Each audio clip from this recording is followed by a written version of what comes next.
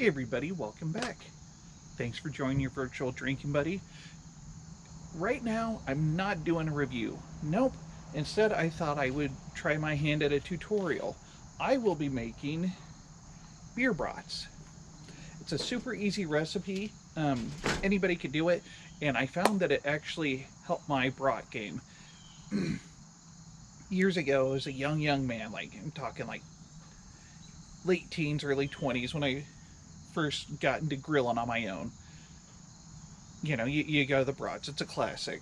But I kept finding that I always overcooked my brats because I was always worried about undercooking a brat and then eating raw ground up pork. So I always overcooked them, which they tasted all right. They would just be a little dry sometimes, maybe a little crispy on the ends.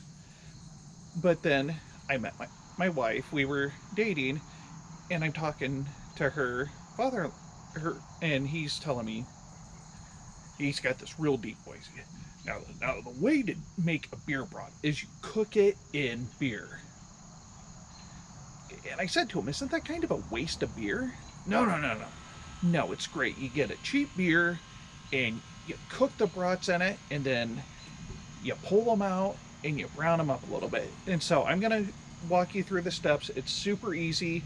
In my opinion, this is the way to do your beer brats. And I don't know if you can see, there's kind of a lot of frost buildup on here, but these actually say beer brats right on the label. Don't believe that. Doesn't matter. You can put all the beer in it that you want in the processing. It's not going to have the same effect as it is cooking them in beer. So, super simple. I'm going to fire up the grill. I'm going to slap the brats in there, pour the beer over it, and then I'm going to bring them to a boil, and then I'll pull them out and brown them. I'm going to show you the steps. It's going to seem repetitive because I'm going to keep saying the steps, but it's that simple. So we'll get the grill going. Take these bad boys out right out of the package. Doesn't matter if they're frozen. They will get to a boil pretty quickly. Especially if you got a gas grill like this. I've got a 4-burner grill. It gets up to like 700 degrees if I'm really pushing it, and that can happen pretty quickly.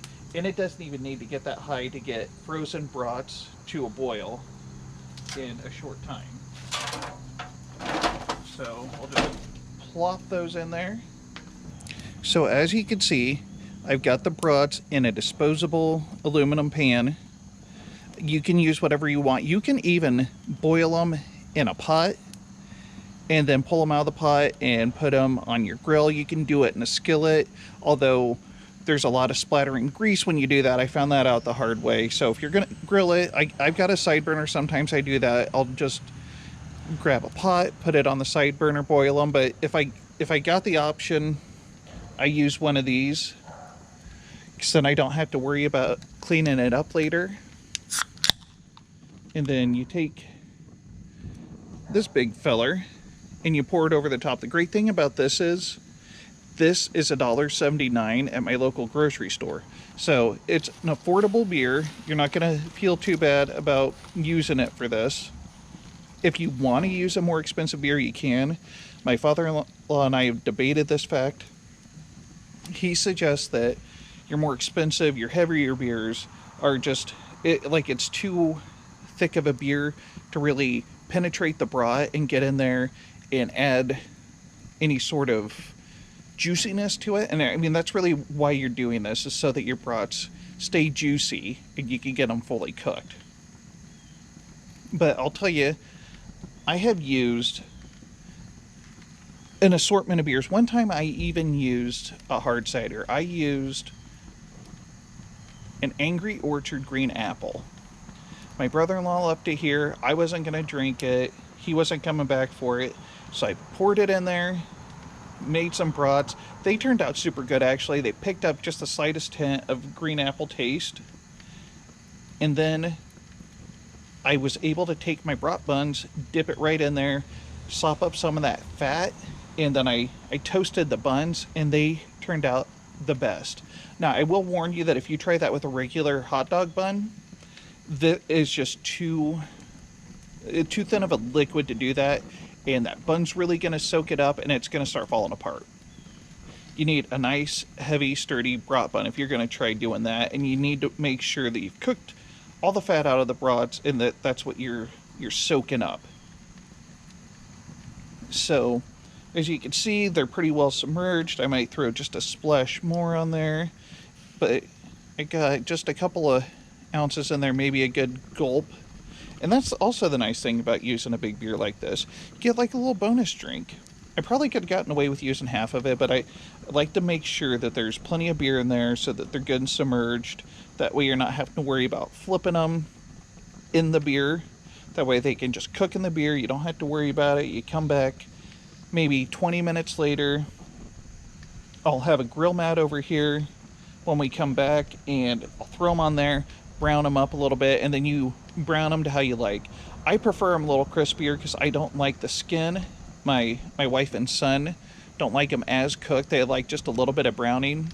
But I like to get that casing good and crispy so that I'm not chewing casing. I'm eating brat. I'm eating the sausage inside. So we'll be back in just a second to see the progress and brown them up, and then supper is served. All right, as you can see, got these things boiling good. I actually filmed a few reviews in between the time that I've cooked, but they were boiling at 20 minutes, so I put them on a lower heat. I just brought them back up to a boil so that you can see what they're looking like. Normally, they won't look this done. Normally, if you get them right after the boil happens, especially when you put them in and you bring them to a boil, that's a pretty good indicator that what you're seeing is a cooked brat, and it's normally going to look more like that. So normally you would have a pan full of kind of sickly gray looking sausages. Sausage. Dick. Just in case any of you aren't familiar with that, I was referring to the super fans as a Saturday Night Live skit back in the good old days when Saturday Night Live was still funny. But anyway, so that's normally what you would be seeing. A little bit more beer in there. I let them cook a little bit longer. And I don't know if you could see over here, I got some... Just drop that down in there and let that burn off. We got some onions and peppers going for me and the missus. We like that sort of thing on top of our brat. So anyway, as you can see, this is more than cooked. This is what you are normally looking for. But since I let them go for so long and the beer cooked down, it cooked a little bit on top. So I'm going to want to put these uncooked sides down. I'll shift the focus here a little bit.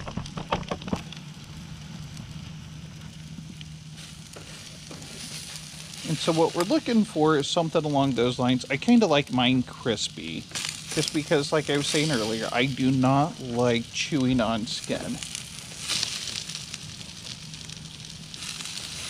Which is funny, because I don't mind chewing on a gristly part of a steak so much, but there's something about chewing a bratwurst skin that just kind of grosses me out. So anyway, what we're looking for is we're going to cook until it looks like this on both sides of the sausage. And if you were so inclined, you could always throw your veggies, or if you're cooking anything else, into that beer. So what I've done in the past, there's times where, you know, you're cooking for a group of people, you're cooking multiple meats, and so I'll brown stuff up on one side while the brats are cooking, and then as I'm taking the brats out, I'll put stuff back in there. One thing that I found goes really good in there is chicken. So maybe brown up like some boneless, skinless chicken thighs, whatever you prefer. If you prefer breasts, that's cool too, but brown those up a little bit, throw them into the fatty beer liquid at a good boil, and it's going to revitalize those a little bit. And you can make sure that they're well done, and at the same time, they're still going to be juicy when you eat them. They're not going to be dried out, and it's great. You can do that with the veggies. I don't know that I'm going to do that this time. Yeah, maybe I will, maybe I won't. But you can do that. But and you can do that with an uncooked breast. I wouldn't do it with a frozen chicken breast or chicken thigh. I would make sure that it's thawed out, even if but you can throw them in there uncooked. But what I would suggest, like, if you're going to throw a burger in there to try to I don't know, revitalize it, for lack of a better term, I would brown that thing first, because I've tried throwing uncooked hamburger patties in there, and if you're not careful, they can fall apart, and then you just end up with ground hamburger boiling. So I would brown the burgers first, throw them back in there, and then maybe throw them back on the grill just to brown them up just a little bit more. And I wouldn't worry about putting seasoning on things before you put them in there, because surprisingly, that's going to wash off flavor of something that you've added seasoning to, but then whatever you put back in there after that is going to pick up that seasoning. So, like, let's say, like I've done this before, you cook Italian sausages first, a nice spicy Italian sausage. You cook those first because you're really hungry. You brown those, then you throw in the plain brats that's fairly mild in flavor. It's going to cook out some of the spice of the sausages, but the brats are going to pick up some of the spice of the sausages, and then when your wife eats it, she's going to be a little disappointed because all of a sudden she's eaten a fairly spicy sausage. So, just something to think about when you're doing this. So, we'll take a peek here. You can see that's browning up a little bit. So, I'm going to pull some of these off for my wife and son, because they don't really like them much more done than that. But I want to make sure that that's, you see how the skin's splitting a little bit? I would like that just a little bit more on both sides, because that's a good indicator that the casing is cooking off of it. Like, I'll probably leave these bad boys here on the end. That's starting to split pretty good.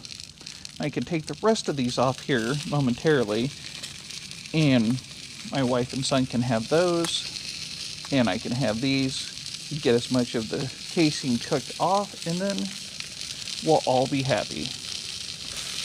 Nope. So, I'll be back momentarily with the finished product.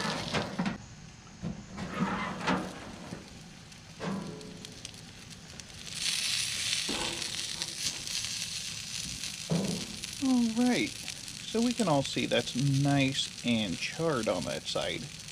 That's what I'm going for. That might not be everybody's ideal brat, but that's what I want out of a brat. And that will leave the sides that look undercooked actually not so chewy. And unfortunately, because most of your standard machine-made brats are kind of curved, it's hard to get these sides, especially the arch there. But I find that if you overcook them a little bit, the rest of the skin kind of, casing I should say, it kind of falls into place. So I think these are probably about done, and we'll all be happy.